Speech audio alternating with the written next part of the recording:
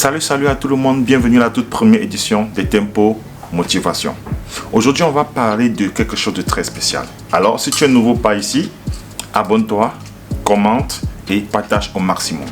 Aujourd'hui, je vais parler d'un sujet très important et très délicat en plus. Avant de commencer le sujet, j'aimerais que vous sachiez une chose, je ne suis pas raciste. D'ailleurs, je déteste le racisme. Aujourd'hui, je vais parler de quelque chose de spécial pour nous autres Africains.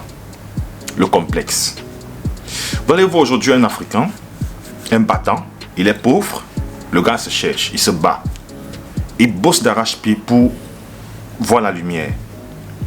Et pendant ce temps, pendant son parcours, il est avec une fille qui le supporte dans tout, dans ses moments de difficulté, dans les moments d'effort, dans les moments comment dirais-je, dans les moments où tout va mal dans sa vie. En ce moment, cette fille est la bienvenue. Quand la richesse toque à la porte, qu'est-ce qui se passe? Notre pauvre devenir riche change complètement. Maintenant, il ne veut plus d'une bonne fille, de la fille avec qui il a fait tout ce parcours. Maintenant, il a besoin d'une belle fille, d'une jolie fille. Mais pourtant, ces belles filles, ces jolies filles, c'est pas gratuit. Ces belles filles, ces jolies filles sont là pour la richesse. Elles aiment le luxe, elles aiment le bling bling. Alors, qu'est-ce qu'il faut faire? Il faut dépenser. Alors notre pauvre, qu'est-ce qu'il fait? Il dépense sans calculer. Parce que pour lui, il est déjà riche. C'est pour la vie. C'est pour l'éternité. Erreur, mon cher. Erreur. Ce genre de situation, vous allez voir beaucoup de footballeurs africains font face à ce genre de situation. Vous les voyez, ils sont multimilliardaires. Après, vous entendez, ils ont chuté.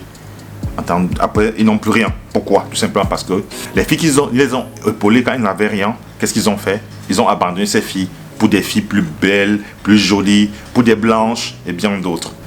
Bon, déjà, vous allez voir, certains vont se dire les filles blanches sont les plus jolies d'après eux, d'après leur complexe. Qu'est-ce qu'ils vont faire? Présentement, ils vont foncer avec cette fille. Ces filles sont là, elles veulent rien que des hommes riches, des hommes surclassés, des hommes classe, des hommes qui payent en millions, en euros, en dollars et bien d'autres. Notre cher Africain qui est devenu riche oublie vite d'où il vient. Il oublie vite la main qu'il a tendue, le bras qu'on l'a tendu quand il est dans les problèmes, quand il est dans les difficultés. Notre cher Africain oublie tout. Alors qu'est-ce qu'il fait?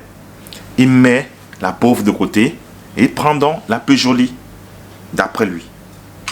Et quand celle-ci est là, elle passe tout son temps à faire des caprices. Elle veut du bling bling, elle veut aller à Dubaï, elle veut des voitures de luxe et bien d'autres. C'est comme ça que l'argent finit. Et au bout du compte, quand cet argent finit, qu'est-ce qui se passe? Elle demande le divorce. Et vous savez, généralement dans le mariage, on dit bien commun. Le peu des choses qui lui restent, la plus belle fille, elle ramasse et part avec. Et le gars devient pauvre complètement. Ah oui, il devient pauvre complètement. Il n'a que ses yeux pour pleurer. À cause de quoi? À cause du complexe. Les gars, vraiment, n'oubliez jamais d'où vous venez. Ne coupez jamais la main qui vous a donné à manger.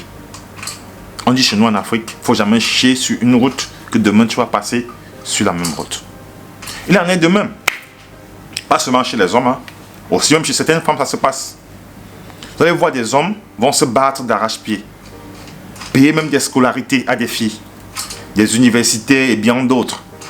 Mais quand celle-ci va parvenir à ses fins, c'est-à-dire quand elle va finir ses études, quand elle va trouver le boulot, elle aura un grand poste, elle va vite oublier celui-là qui l'a épaulé, celui-là qui l'a secouru, qu'elle était dans des besoins. Il y en a qui vont dire, bon tiens, ils sont en Europe, ils vont faire venir leur destinée de l'Afrique.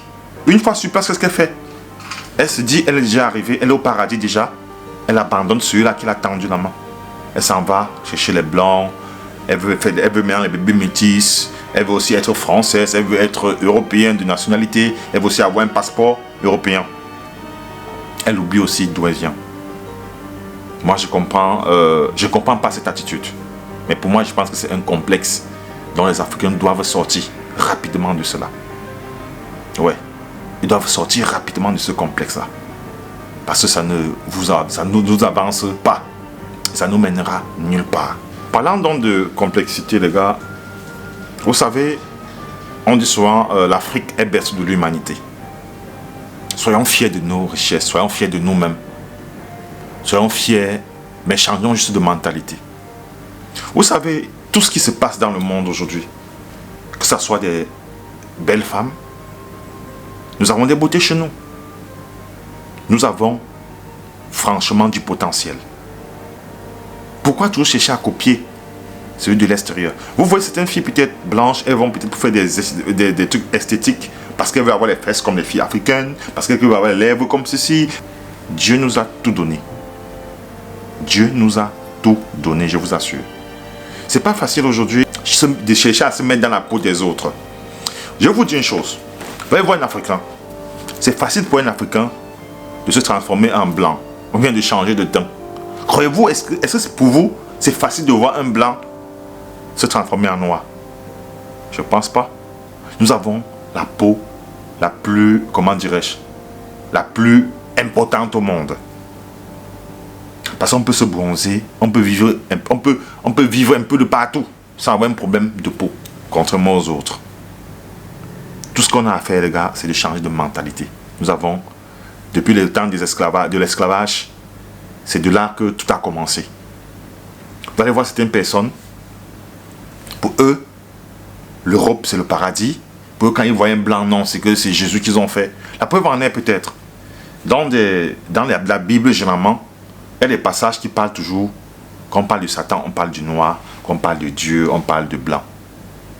Tout ça a été fait au niveau de l'esclavage. Ce qui fait qu'aujourd'hui, on est toujours dans cet esclavage spirituel-là.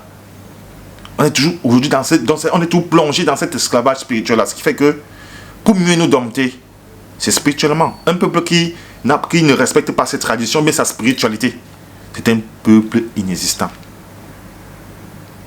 Croyez-vous que c'est pour rien qu'on dit que l'Afrique est berceau de l'humanité? Je ne pense pas. Je ne pense pas. Ouais.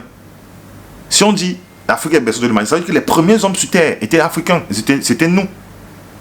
C'est que les autres tribus, les autres races du monde sont sorties de l'Afrique. N'oubliez jamais cela.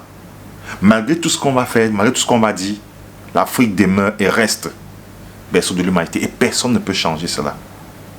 Donc arrêtons tout le temps de copier la culture des autres.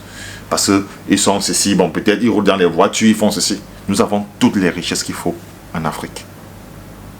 On a peut-être des mauvais leaders, les mauvais politiciens qui nous transforment en je ne sais quoi, peut-être qui nous font avoir l'esprit d'aller toujours voir ailleurs, croyant qu'ailleurs est mieux que chez nous. Mais non. Changeons de mentalité, les gars. Changeons de mentalité. Je dis ici, pas seulement les gars, les filles aussi. Ouais. Et je dis souvent, qui crache en l'air, reçoit ça sur la face. Si vous voyez peut-être un sacrifice, quelqu'un se sacrifie pour vous. Au moins, quand vous allez voir la lumière du jour, ne laissez jamais tomber la torche. Parce que ce jour-là, peut-être, n'est pas éternel. Tôt ou tard, la nuit va finir tout par tomber. Et vous aurez encore besoin de cette même torche que vous avez jetée en voyant la lueur du jour. Et si en ce moment vous n'avez plus cette torche, qu'est-ce que vous serez? Vous serez dans l'obscurité. Tout simplement. En bon entendeur, salut, shalom.